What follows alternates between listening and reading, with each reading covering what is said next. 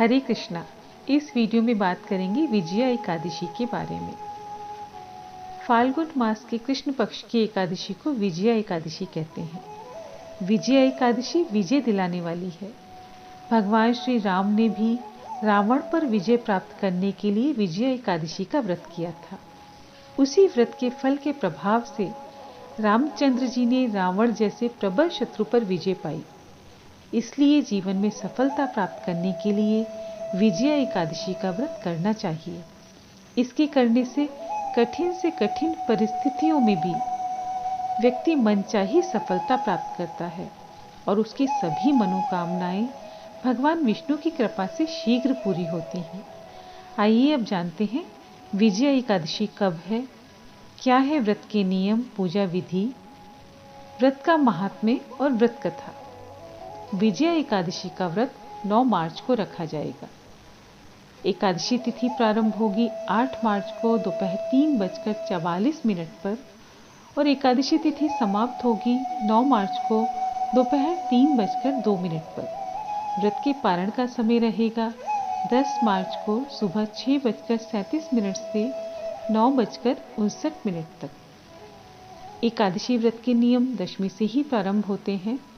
दशमी वाले दिन शुद्ध सात्विक आहार लेना चाहिए और सूर्यास्त के बाद भोजन नहीं लेना चाहिए। विजया एकादशी में कलश की स्थापना का विधान भी है और ये कलश दशमी के दिन ही स्थापित किया जाता है। इसकी स्थापना दशमी वाले दिन ही की जाती है। तो जो लोग शास्त्रोक्त विधि विधान से एकादशी व्रत करते हैं उनको दशमी वाले दिन कलश की स्थापना करनी चाहिए और फिर एकादशी वाले दिन प्रातःकाल स्नान कर सूर्य को जल चढ़ाकर एकादशी व्रत का संकल्प लेना चाहिए। फिर भगवान विष्णु की धूप, दीप, गंगा जल, चंदन, तुलसी दल, फूल, पंचामृत आदि से पूजा करनी चाहिए। उसके बाद एकादशी व्रत की कथा सुननी चाहिए। एकादशी व्रत की कथा सुनने या पढ़ने मात्र से अनंत पुण्य फलों की प्राप्ति होती है। एकादशी व्रत की कथा सुने, विष्णु सहस्त्रनाम का पाठ करें और ओम नमो भगवते वासुदेवाय इस मंत्र का जितना हो सके ज़्यादा से ज़्यादा जाप करना चाहिए। फिर उसके बाद भगवान को भोग लगाएं, आरती करें और पूरे दिन सात्विक रहते हुए तारे निकलने के बाद फलाहार ग्रहण करें।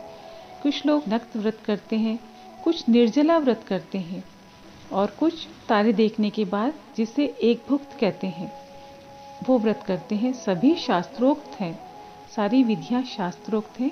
आपकी जैसी सामर्थ्य है, जैसा आपका समय है, उसी प्रकार से व्रत करना चाहिए।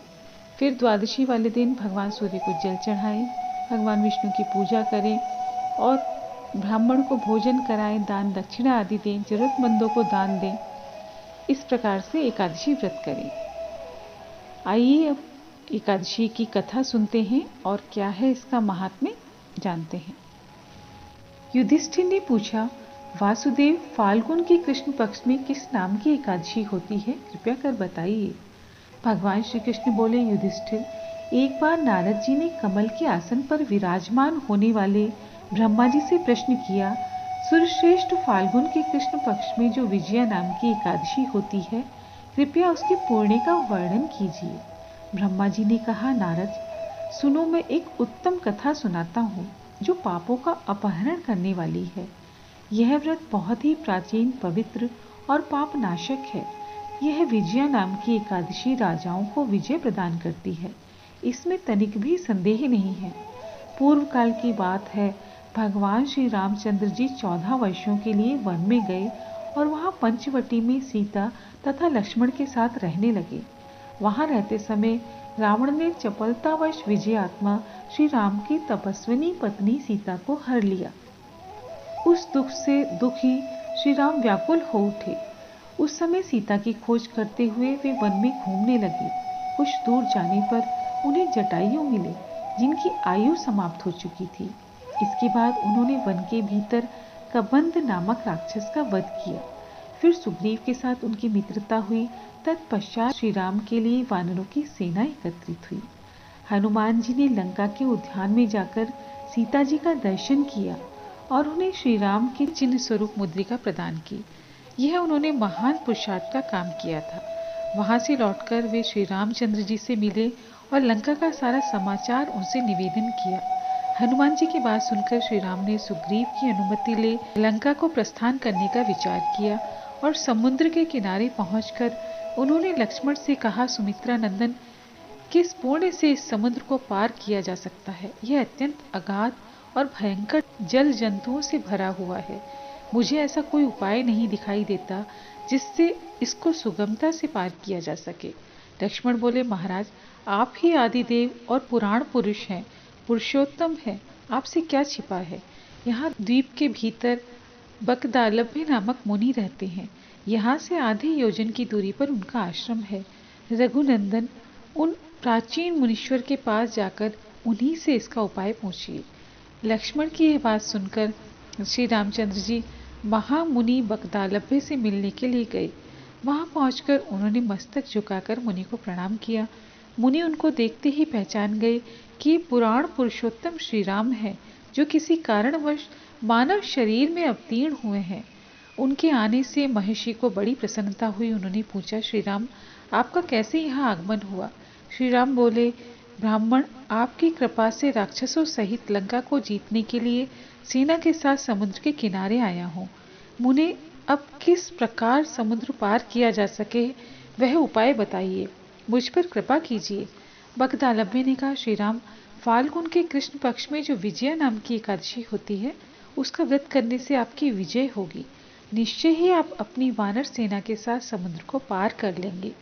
राजन, अब इस व्रत की फलदायक विधि सुनिए। दशमी का दिन आने पर एक कलश स्थापित करें। वह सोने, चांदी, तांबे अथवा मिट्टी का भी हो सकता है। उस कलश को जल से भरकर उसमें पल्लव डाल दें। उनके ऊपर भगवान नारायण के सुवर्णमय विग्रह की स्थापना करें।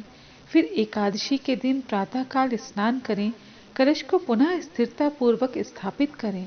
माला, चंदन, सुपारी तथा नारियल आदि के द्वारा विशेष रूप से उसका पूजन करें। कलश के ऊपर सप्त धान्य और जौ रखें। गंध, धूप, दीप और भांति भांति के नैवेद्य से पूजन करें। कलश के सामने बैठकर वह सारा दिन उत्तम कथा वार्ता आदि के द्वारा व्यतीत करें तथा रात में भी वहां जागरण करें। अखंड व्रत की सिद्धि के लिए घी का दीपक जलाएं। फिर द्वादशी के दिन सूर्योदय होने पर उस कलश को किसी जलाशय के समीप, नदी, झरने या पोखरे के तट पर ले जाकर स्थापित करें और उसकी विधिवत पूजा करके देव प्रतिमा सहित उस कलश को वेद वेत्ता ब्राह्मण के लिए दान कर दें।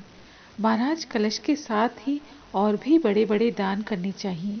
श्री राम, आप अपने यूथ पतियों के साथ इसी विधि से प्रयत्नपूर्वक विजया का व्रत कीजिए, इससे आपकी विजय होगी। ब्रह्मा जी कहते हैं, नारद, यह सुनकर श्री रामचंद्र जी ने मुनि के कथनानुसार उस समय विजया एकादशी का व्रत किया। उस व्रत के करने से श्री रामचंद्र जी विजयी हुए। उन्होंने संग्राम में रावण को मारा, लंका पर विजय पाई और सीता को प्राप्त किया। बेटा, जो मनुष्य इस विधि से व्रत करते हैं, उन्हें इस लोक में विजय प्राप्त होती है और उनका परलोक भी अक्षय बना रहता है। भगवान श्री कृष्ण कहते हैं, युधिष्ठिर, इस कारण विजया का व्रत करना चाहिए। इस प्रसंग को पढ़ने और सुनने से वाजपेयी यज्ञ का फल प्राप्त होता है।